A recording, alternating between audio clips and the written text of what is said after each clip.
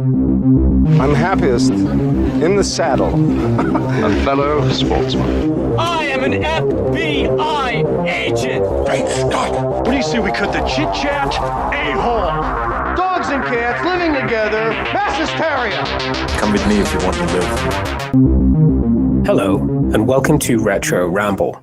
I'm Charlie McGee. I'm George McGee.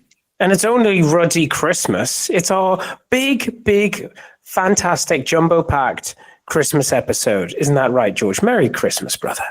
Merry Christmas, brother. In the words of Pierce Brosnan, Christmas does come once a year. Yes. So, as you will have seen in the show notes, this time, George and I are taking a retro ramble all the way back to the early noughties. That means the early 2000s, for those of you not aware of that, to review Elf.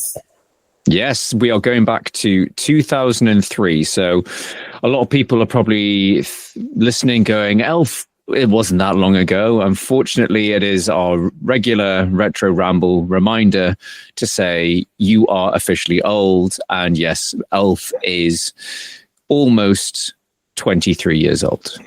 22, yeah. I mean, yeah, it would have been, it was 2003, so 22 years old. You can gauge it just based on the age of the actors and the actors that are in it, but we'll get to that. So if you've listened before, you know what to expect from Retro Ramble, but if you haven't, here's a quick reminder on some general housekeeping from George. So if you haven't listened to Retro Ramble before, bold choice going with a Christmas episode, but thank you for tuning in.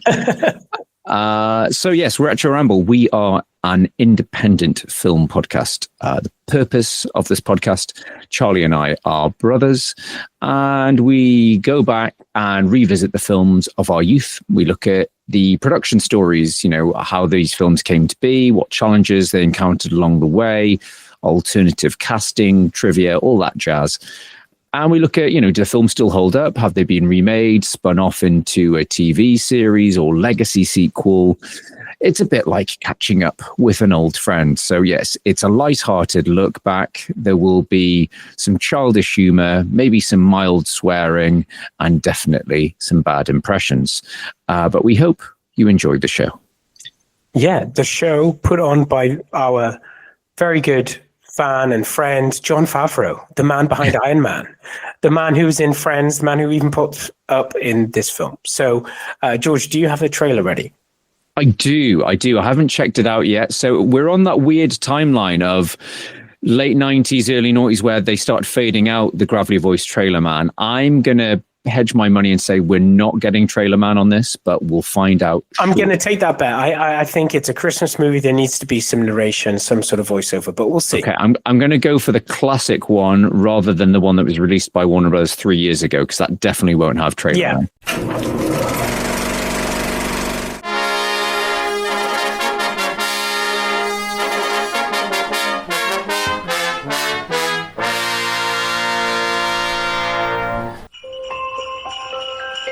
New Line Cinema proudly presents a little holiday story. One Christmas Eve, Santa Claus got an unexpected gift of his own.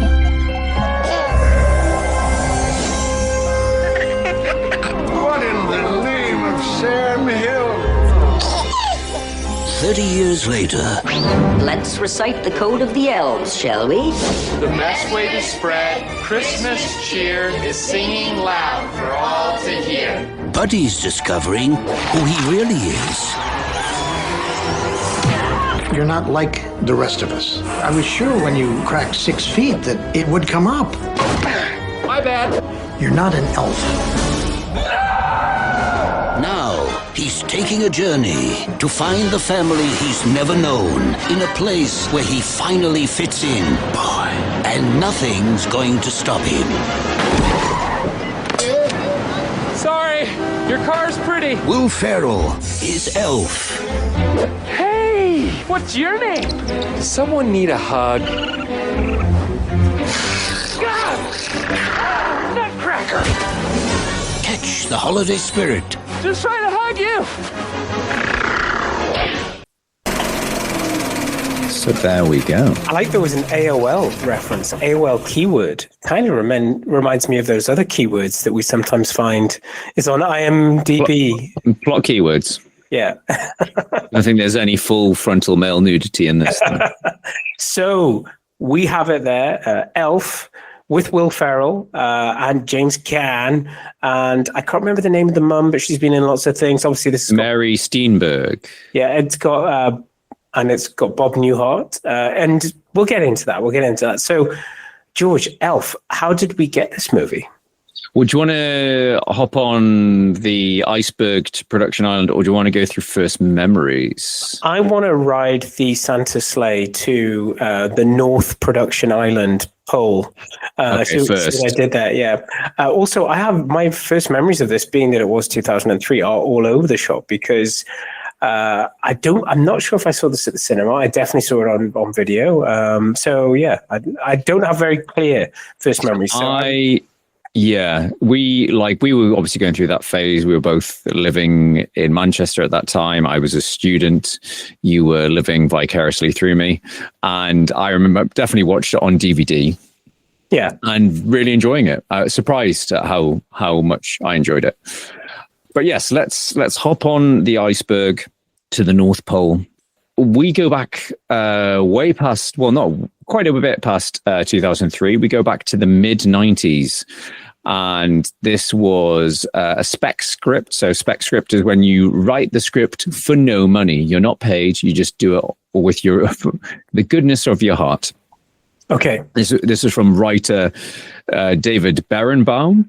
And he had sort of grown up, with a love of sort of classic Christmas movies. He was living in LA. He was originally from Philadelphia, and he would try and, obviously being in LA over Christmas, where it's hot and weird, he would sort of try and reconnect with his roots by watching Christmas movies. And he was like, I want to write a Christmas movie to add to these greats. So he wrote this movie. And he put it out to option, and it was optioned, and people were thinking, oh, well, yeah, this could be a great vehicle for a Saturday Night Live star. That was not Will Ferrell. Okay. Actually, I'll give you one coulda, woulda, shoulda straight up, because we usually do alternative casting at the end. But yes, originally it was none other than everyone's favorite big guy, Chris Farley, who was kind of big in the mid-90s. And David Berenbaum wasn't very, he wasn't comfortable with this idea. He felt that by casting Chris Farley would have taken his movie in a completely different direction. So he kind of sat on the option and let it run out so he could look for another studio. But then it took a few more years, and then it ended up with a couple of first-time producers at New Line Cinema. So we've talked about New Line before. They were, I think it was the house that Freddie built. They were mainly known for doing horror movies. They also brought us Mortal Kombat, and around similar times this, the Lord of the Rings films. So they took a look at it, and yeah, this exec was like, oh yeah, this could be something. And I think this emerging, this guy that's really hot on Saturday Night Live, Will Ferrell, would be perfect for it. So and the rest is Christmas history. Well, they got it to Will Ferrell. He was on board. But New Line were taking a bit of time to be convinced, even though the guys worked for, they were like, we've got the script, we've got this guy interested, he's really popular on Saturday Night Live. It's that right sort of blend of funny and innocence. And you can see he's young in this, Will Ferrell. Yes. This is SNL Ferrell. Yeah, this is SNL Ferrell, and a lot of his big films had, he'd done a few bit parts at this point. So he'd done, obviously, Austin Powers, and I think The Spy Who Shagged Me, and Zoolander were all out by this point. But again, he is he's obviously a fairly biggish part in Zoolander, but he's still... It's a big cult for him, Zoolander. But at the time, the only film that he had headlined was another Saturday Night Live spin-off was Night at, yeah, you're doing the head nodding. It was Night at the Roxbury, which didn't perform at all. It was a massive box office flop. And that's what the higher ups at Blue Line were saying. It was like, well, this guy hasn't carried a movie, and if he has, it hasn't done well. You know, Will Ferrell shouldn't lead anything was the sort of terminology. But and they also had their doubts because the producers were all, and the writer had never had a film between the three of them commissioned. So they're like, okay, we haven't got much faith in it, but yes, he is big on Saturday Night Live, so we'll give you 30 million. Go and find a director. So they originally offered it to Terry Zwigoff, who turned it down, and he made Bad Santa instead. Wow. Glad we still got that. Exactly. Which came out same year. And a lot of directors turned it down because I suppose it's a funny one with Christmas movies. And I suppose they're sort of kind of back in fashion, I suppose, now in the age of streaming. But back then in the early 2000s, no one really wanted to do them. But the producers were friends with, baby, it's me. It's Vince Vaughn. Baby, whoa, let's go. Let's play some basketball together. So the producers were friends with Vince Vaughn, and he suggested his good old friend, Jon Favreau. He was like, Jon Favreau. I could just imagine Vince Vaughn. Jon Favreau, baby, you gotta, he's only done one movie, but he'd be great. So yeah, Jon Favreau they'd been in Swingers together. That was Doug Liman, but they'd also made a film together called Made that Jon Favreau had directed. So Favreau loved the script, and then he came in and he said he wanted to do like a really heartfelt Christmas movie in the style of, he wanted all the North Pole stuff. I think this is something that passed us by, but it's an American thing, that there was a bunch of stop motion animated Christmas films in, I think, the 60s or 70s by a production team like Rankin and Bass, and they did something about elves and they did something about Rudolph, and I think a lot of people in America grew up with this, of a certain age. Hence the characters at the beginning. Okay. Yes, so that is a homage to Rankin and Bass, and even Buddy the Elf's whole elf getup is as a homage to these Rankin and Bass animation movies. And that was one of the inspirations for writer David Berenbaum, but it was something that Jon Favreau was like, yeah, I want to add that old school charm. I want to have proper old school animation. I want this film to be timeless. So I want to be avoiding CGI where I can. And they were like, yeah, absolutely. So Favreau's on board. They've got the money. They start making it. But I think Favreau insists that he rewrote the script a little bit because he said it was initially a bit darker, a bit more adult, PG-13 skewing. And reading between the lines, it seems like Will Ferrell and his good friend Adam McKay, they would go on and do Anchorman and Step Brothers together, did some uncredited rewrites as well. You can see that looking back, I think. Yes. So let's get into casting.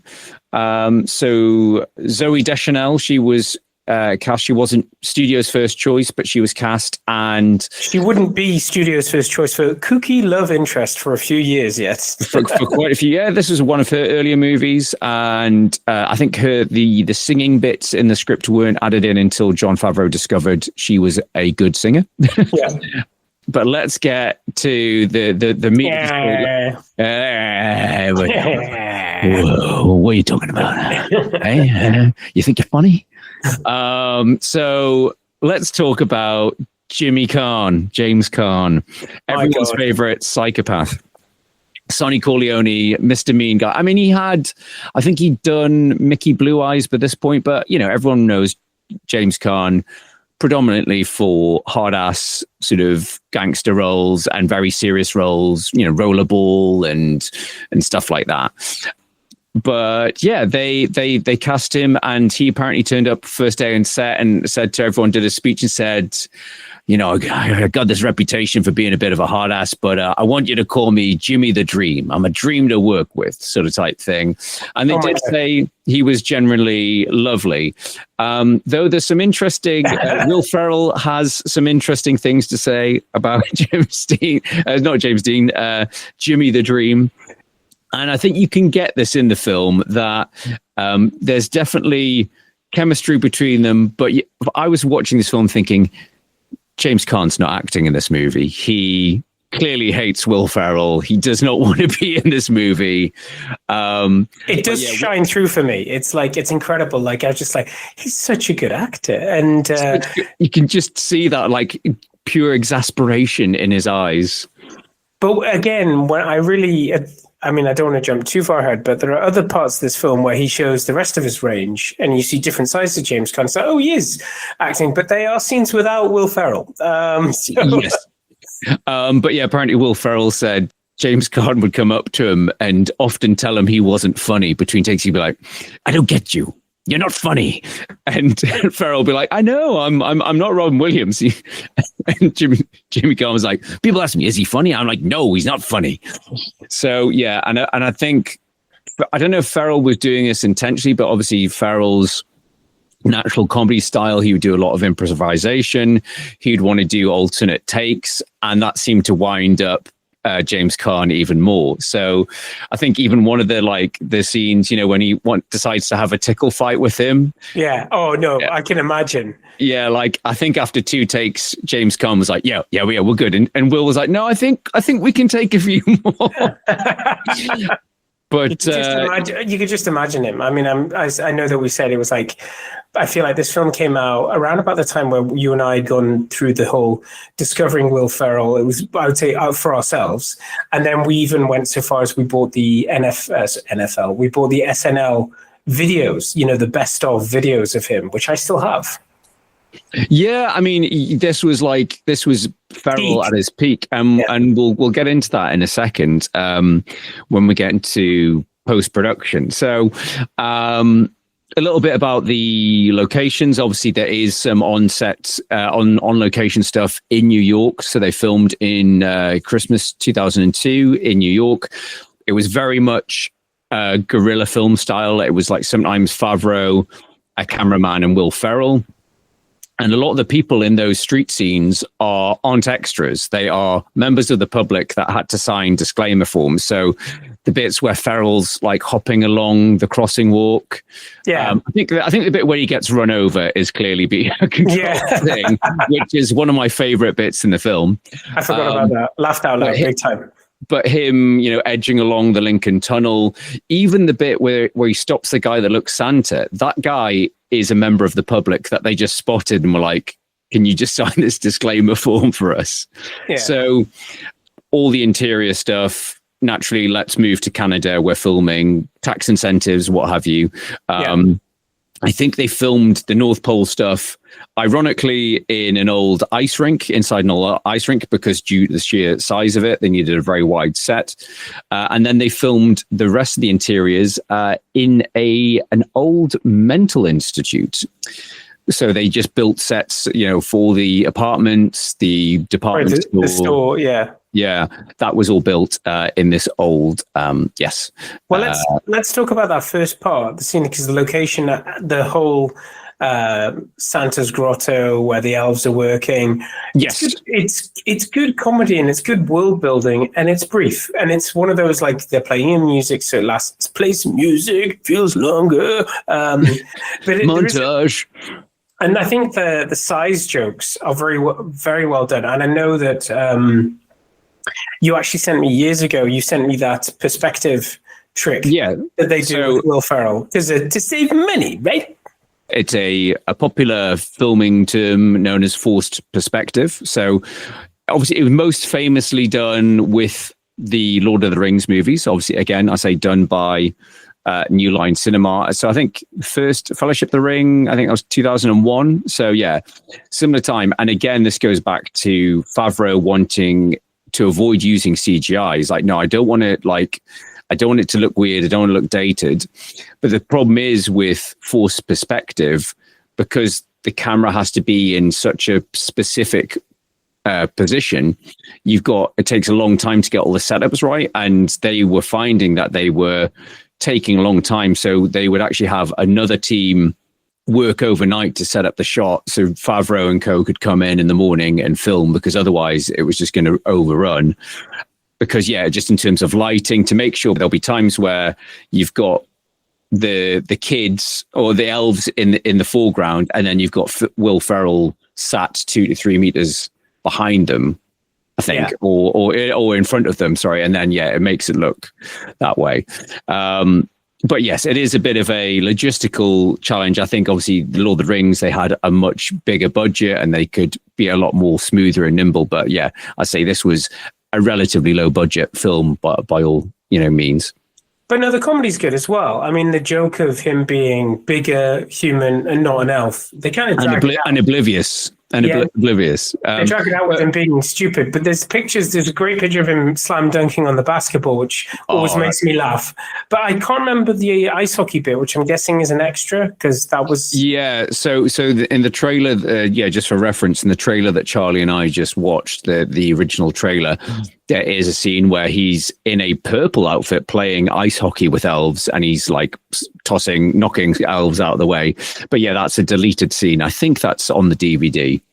So just for reference, I watched this. I sat down and watched this with my son, my 5-year-old son, and it was his first time watching it. And he laughed like a drain. He found so much of it funny, like even just the little bits, with when he's demoted to the toy testing areas and he's testing out the Jack in the Boxes. my son was laughing at that. But I was too. I've got a 5-year-old sense of humor. But I say I was wetting myself. I forgot about the bit where he's having those flashbacks till this moment where he was bigger, that like he realized why he was big, and that picture of him where he's just slam dunking over all the elves is genius.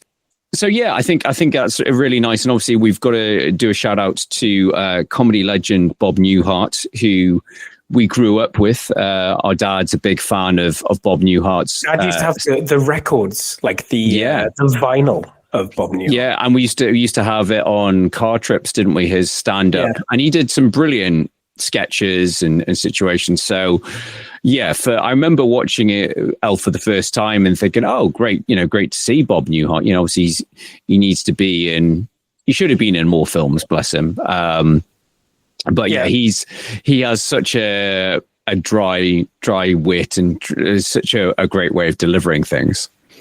No, it was nice. I think this shows the character actors that were picked were all top level. I think I didn't see any weak things. I even looked at the kid and I was like, even that kid's able to get his lines out. I was thinking.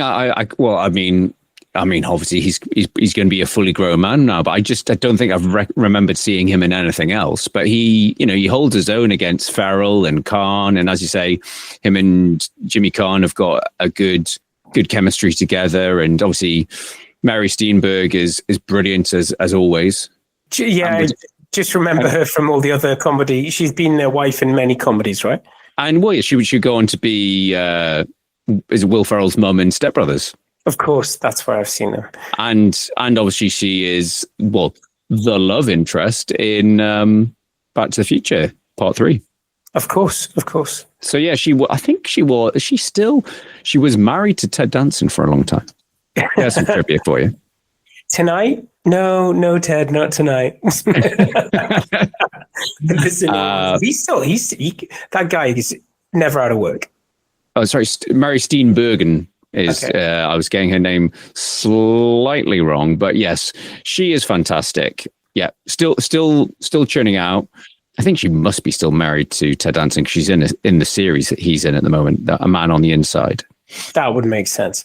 So good cast. So we've got this balance of comedy and Jon Favreau wanting to make a wholesome family Christmas movie, and I feel like it's a good balance. I actually think the quality, obviously probably a little bit biased because I'm a big fan of Will Ferrell, but I do think that comedy adds something to a Christmas movie that we don't see very often or at all. It's a funny one, this one, because it has really got that nice balance. It's got that balance of silly sort of slapstick comedy. It's got that fish out of water element, but it really does capture that spirit of Christmas, sentimentality, heartfeltness without feeling too mawkish, without feeling too cheesy. I thought it was just right because they had to have a story where it's an elf who's a human from the North Pole. So the North Pole has to be, it's his home, it's where he's from, he was adopted. It's not just like you see in other films where Santa or, Lee Rogers storming, like that thing in Scrooge. Lee Majors, sorry. I want to see that film. Give it a few more years. Give it 6 months, Charlie. AI will do it for you. Yeah. So, no, what I mean is that typically the involvement of North Pole is normally quite minimal in a Christmas movie. Well, at the time of recording, I know there are films based there, but it does add something to this, so it's not just Christmas in Manhattan. It's that, and then Santa arrives, Yeah, and I think even though we didn't grow up with those stop motion animated things, I remember thinking it was an interesting stylistic choice at the time. And as you mentioned in the intro, obviously, this is early Will Ferrell's film career, but this is also early in Jon Favreau's directing career. Obviously, he'd been an actor, he'd been in Friends and Swingers and things. But yeah, this was his second movie, and then he would go on to become the man pretty much responsible for the MCU. It was due to he did the first Iron Man, he did Iron Man 2. And he's been a producer on the Avengers, and I think he was even a producer on Endgame. So, and then he's obviously now he's behind the Mandalorian and everything. So yeah, it's amazing to see how far Jon Favreau has gone, and looking at it's quite a varied filmography as well. Didn't he do the better version? It's unfair to say better because they're just different. But The Jungle Book, when there was those two films that came out, didn't he do one? Yes, I think you're right. I think he did the first Jungle Book. I think he did the one. I think he did the one with Lion King. I think he did the Lion King. I'm not sure if he did the Jungle Book. No. The reason I say Jungle Book is because Scarlett is the one with Scarlett Johansson as the snake in it. You can check. George is going to do a live check online. I'm just gonna freewheel. So anyway, what can I? I was just going to say Scarlett Johansson as a snake. You're sexy, but I don't trust you. Let's have a look. So George, you're right, Charlie. You are correct. Yeah, so, like always. Yes. Yeah, debatable. I was also right because he did do. He had basically that sweet Disney money. He did do the Lion King as well. Okay, wonderful. I'm glad we got that sorted out. And we're both right. Agree to disagree. I don't agree with that. I don't agree with that.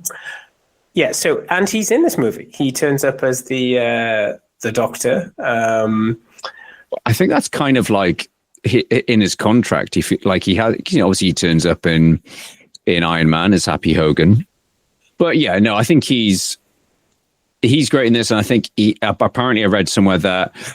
I thought this was very much a Will Ferrell / Adam McKay line of the, you sit on a throne of lies.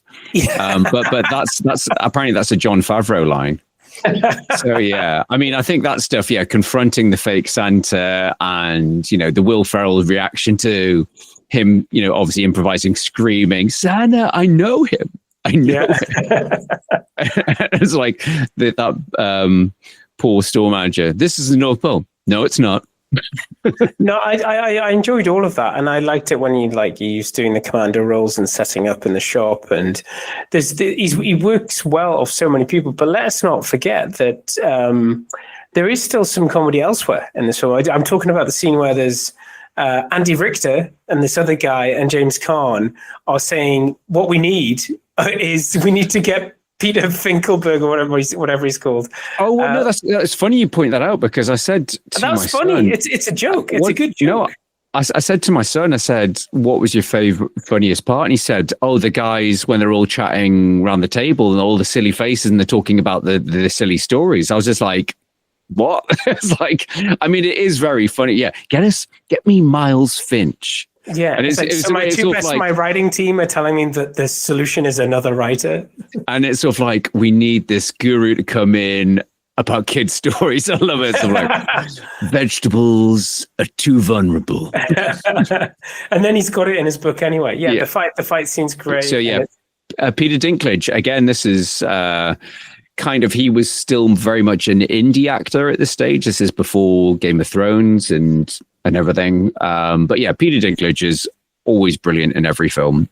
They bring him Very in. reliable. They have that fight. It's a great thing. The fact that it's an elf, angry elf. Yeah. All of that is great. And I think, but no, I was talking about just that scene. There's a scene where Will Ferrell's not there, and it's James Caan and his two writers. And I was like, that's funny. I was like, the fact that they are putting in jokes where it's not just he's the comedy vehicle throughout. Yeah, I mean, I love the bit where the son is that Danny does a Jimmy Caan impression. He's like, I've got some homework to do. I'm gonna go and take my pastor into do my homework. And she's like, no. No, but about that, just to clarify, verify, and update you, his name is Michael because for those of us who grew up with The Godfather, I don't know if he asked for that, but like basically loads of his lines are him calling Michael. And I'm like, I'm transported back to The Godfather because it was Michael Corleone. So, of course. So I feel like somebody was like, no, it'll be more powerful if we can get him to like say lovingly and desperately and protectively, Michael. Yeah, my sweet Michael. But yeah, I think as you've hit it with Jimmy Caan. I think he sells. He does do really well in this film. He's a good foil for Will Ferrell, and he sells the. I just remember the other scene where he's just shutting down the nun. He's like, "But the books for the children." He's like, man's died. Yes, I don't know what else to say. You alluded to some coulda, woulda, shoulda. Is it time to release Jeff and Celine? Is it more woulda, shoulda? Not yet. So the couple was a bit sort of trivia. So there's a bit more behind the scenes drama. So I talked about these old classic Rankin Bass stop motion. We want to really homage them, blah, blah, blah. And they kind of mentioned it to New Line's legal team. And I don't think they properly realized how close they were veering towards these classic stop motions. And then they started getting a little bit paranoid that they were going to be sued. So they at one point said, can you reshoot all the scenes with Will Ferrell in the green outfit? Or maybe can we change the coloring in like CGI? And then it was sort of like, oh, actually, no, we've worked out the copyrights. We can get around it. It's fine. So that was one sort of mid-production panic they had. But an interesting thing, so I got quite a bit of my research from a Netflix show, The Movies That Made Us. They do a good sort of retrospective, and they interview all the producers and the writer on this.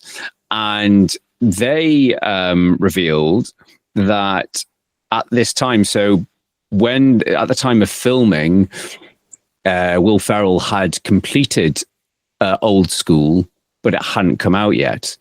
And during the post-production, the film comes out and is a massive hit. And so what New Line did was they took the film from Jon Favreau, and for a test screening, I think it wasn't a public screening. I think it might have been like friends and family or whatever. They basically edited it to be a bit more old school and a bit more grown up. So they cut out a lot of the heartfelt stuff. They cut out all the singing at the end, and it just they cut off all the stuff where he goes back to the North Pole with his son, and it basically just ended with him flying off with Santa. And everyone's like, what the hell? And they're like, oh, well, we thought we'd, be appealing to that old school audience. And everyone's like, and even Favreau and everyone's like, but we want to make this heartfelt Christmas movie. Can we retest it with our original cut? And they were like, oh, okay. And obviously that was a lot more successful. But it was interesting that, it was just like, oh, yeah, let's try and cash in on that old school vibe. He's like young kids going to see his other Will Ferrell. So the kids like him. When I say the kids, I mean the guys in uni. Yeah. So, yes, that is some interesting last-minute studio shenanigans. But let's get into Coulda, Woulda, Shoulda. What is Coulda, Woulda, Shoulda, Charlie? So Coulda, Woulda, Shoulda is where George enlightens us, that's me and you guys listening, as to the actors who were considered for the major roles, but for some reason did not get them and are not in this movie, but they were considered. Your scientists were so preoccupied with whether or not they didn't stop to think if they should. So we've talked about Chris Farley. I've read somewhere that I'm not sure how true it is that apparently also Jim Carrey was in consideration. I can see that. I could see that, yeah. Also, 2003 Jim Carrey, yeah. Why not? Well, I think when was The Grinch? That was around a similar time, wasn't it? Yeah.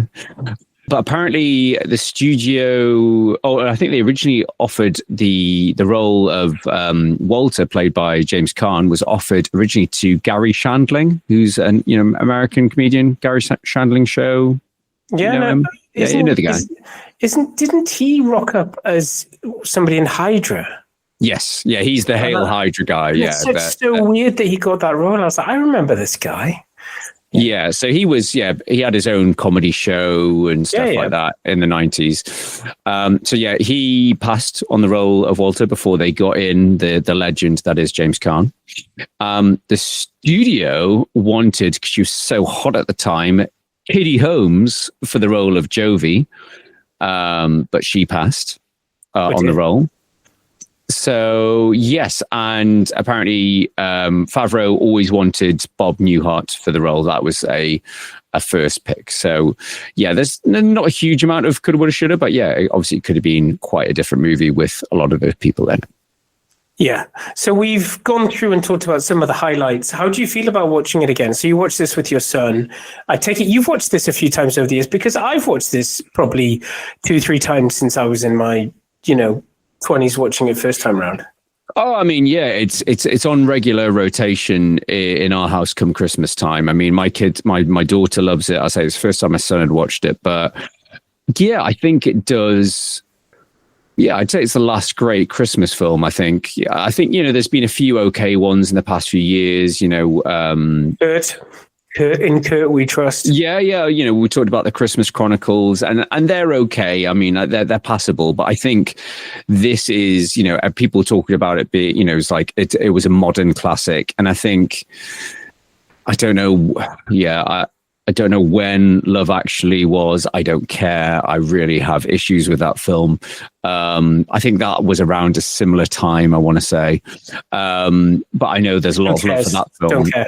I don't care. I'm not here to talk about Love Actually because it's a horrible film.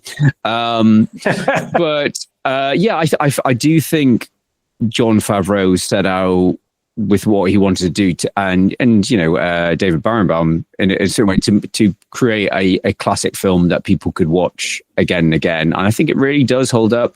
I think there is, despite this, thing for I want to avoid using CGI as much as possible, there is some jarring CGI. So that classic scene where he gets, where he's crossing the street and he gets run over by the cab, the camera pans up to show the department store, and all the Christmas decorations, I think some of the signage is really ropey CGI. Okay, so that's probably considered in the day still special effects. Yeah. But yeah, I think this film holds up. I think it was a much bigger hit than anyone expected. So it made 230 million worldwide against a budget of 33 million. Let's get into abandoned sequel ideas. So, suspicious spin-offs. Yes, suspicious spin-offs. So, understandably, the studio were quite keen for a sequel, and there'd been talk over the years. And I think it was about like 2014. There was a script written. Okay, and I'm listening. And Will Ferrell has been quite open with it and said around the time they were offering him 30 million to do a second one. The budget of the first film. The budget of the first film. And that's how like keen they were to do it.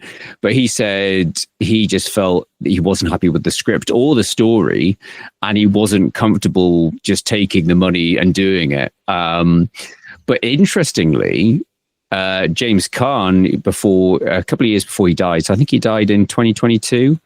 He was on a podcast in 2020, and he said the reason that they never did a sequel is because Faverau and Will Ferrell clashed on set a lot. And he said, Jimmy Carr's like, we were going to do it. And I thought, I finally got a franchise movie. I can make some money. Let my kids do the hell what they want to do. But yeah, the director and Will didn't get along very well. And I don't know if that's a bit of deflection because him and Ferrell didn't get on. And apparently, yeah, I've in my research that apparently, for all that talk of it, the studio trying to make it more old school, apparently Will Ferrell and Adam McKay were trying to push for more of an adult angle, and Faverau was pushing against it. We wanted to make it a bit more wholesome and family friendly. But from the behind, obviously all the footage and stuff, you can see where they're doing multiple takes. You can see Faverau, and obviously it's all, studio provided footage, but they appear to be getting on absolutely fine. Just fine. That's it. Keep smiling. Keep smiling. Big smiles. I think that does kind of make sense to me. It is believable because we've already talked about in this episode how McKay and Ferrell he was ad-libbing, he was improvising, and that's got to drive any director a bit. That's going to upset them. It's like, if it works, it works. But think about like what was left in the film versus what didn't work. So knowing what we've seen of the outtakes of Anchorman, I think we all have an idea as to the capabilities of Will Ferrell to spitball and to like, what about this? What about this? What about this? What about this? And he created a whole other film with the legend of Ron Burgundy. So I find that easy to believe that there was probably high tension moments, and he was on the rise. And especially if you're a director, it's your second feature and you're on a tight budget, you're going to be like, we can't afford to be doing much more improvising. Yeah. And also you're upsetting the talent. Yes. James Gunn. Faverau claims, he said when he was being questioned about it, he said the film stands on its own and it doesn't need a sequel, and it would, diminish it in some ways, which I think it is true. There are very few great Christmas sequels, apart from Die Hard 2. Apart from Die Hard 2, obviously. Yeah. For those of us that, believe in the gospel that Die Hard is a Christmas movie. Well, those of us who are intelligent enough to put two and two together and can read a calendar. But okay, so what else do we need to say about this film? Are there any other stories? It sounds like it was quite a contentious shooting in certain places, but yeah, I think it was. It's an interesting. I think it was a challenge to get it all done. I think it's one of those sort of lightning in a bottle type things in terms of Will Ferrell, his star being on the rise, Faverau very much being on the rise. I don't think David Berenbaum, I don't know what I don't really recognize his name, so I'm not sure how much he's gone on to write. But yeah, it was very much a calling card for Ferrell and Faverau. And yeah, if you look at Anchorman, I think that was Anchorman 2004. Right. So the following year. And then obviously Ferrell just goes from strength to strength, and Faverau does Iron Man. I think he did Zathura, which was like a sidequel or set in the same sort of universe as Jumanji, or same writer as Jumanji. It's about another sort of board game thing. And then he would do Iron Man 2008, and yes, the rest is history. I like him in Marvel films. I really like the writing, the character, how it's fleshed out in the later Iron Mans and Endgames. Anyway, okay, I'm just trying to think what else. For me, it was just for our listeners to know, obviously we put it out to our patrons, which Christmas film we're going to do this year, and people voted for Elf, so we do believe in democracy. But what was really funny is it just happened to me the other day. Obviously we put up the tree over a week ago, trying to get in the Christmas spirit, and I was like, you know what? I should probably sit down and watch a Christmas movie. And then I pulled out my phone, and there was a message from George going, well, patrons have had it. They've voted. We need to do Elf. And I was like, I guess I'm going to watch Elf then. So this was my first attempt to getting in the Christmas mood, ladies and gentlemen. I don't want to say it's failed, but I'm up for more Christmas films. I'm almost ready for Die Hard 2, I think. I think it's going to be a Die Hard 2 type of year. Hey, McLean. Yes, I literally just watched this on the weekend. The day after my work's Christmas party, I was feeling very fragile. And I almost used it in some ways to my son as a distraction technique of daddy doesn't have very much energy. Shall we watch a movie in the daytime? He was like, yes. So we had popcorn and watched it. And yeah, I say he really enjoyed it. So no, it did make me feel all Christmassy. So yes, I mean, we've had Home Alone on rotation 1 and 2 on our Netflix or whatever they're on, or I think they're on Disney, part of Fox. So we've had that continually on in our house. But yes, there's a few others I'd like to watch. I don't think I'm going to do. I think I did Die Hard 2 last year. So yeah, I think speaking of, I think I am going to do Bad Santa. It's been a while since I've watched that. I may join you in that. I have not watched that film for a while, and I can't remember it apart from those classic lines of everybody knows the line I'm referring to. So yeah, and that was a surprising. We're not expecting that, but it's refreshing, I would say. So yes, let us know on the socials. What are you going to be watching this Christmas to get you in the mood? I think we've covered a lot of the classics. You know, we've covered Christmas Vacation. We've done Scrooged. We've done, well, you know, Die Hard, Lethal Weapon, Gremlins. Am I missing one? Oh, Batman Returns. We did last year. Yeah. We're running low, peeps. I say we haven't done the Home Alones yet. It was between Elf and Home Alone. So we haven't done Muppets. No, we're not going to. I haven't done Muppets. Actually, I've watched that already with my kids this year, and that always gets me in the mood.